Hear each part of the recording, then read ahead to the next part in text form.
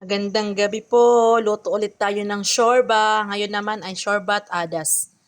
At yan po ang ating mga ingredients. Adas, hinugasan ko na po yan at nababad na. Ito naman po sa panggisa natin. Bawang, sibuyas at saka kamatis. Malalaking hiwa at mamaya after ay ibiblend pa naman yan pagluto na silang lahat.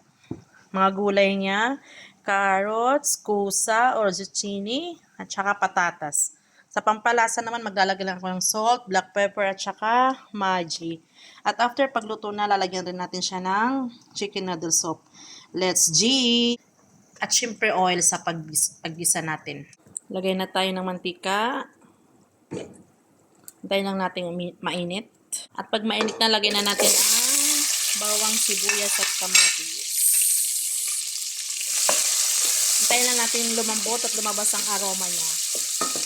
Ready na, lagay na natin ang ating gulay. Sabay na natin ang Maggi. Lagay na tayo ng salt and black pepper. Lagay na natin ang adas. Sunod na natin lagyan ng water. Hintayin lang natin kumulo at lumambot.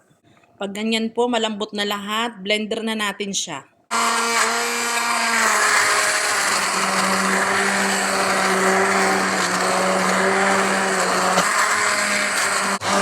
Pag ganyan po, smooth na siya, balikan natin siya sa apoy. Yun, lagay na natin ang sherry, chicken noodle soup.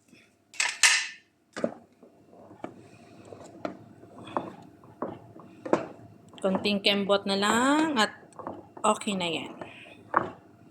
At ayan, ready na ang ating shorbat adas. Thank you, buyers!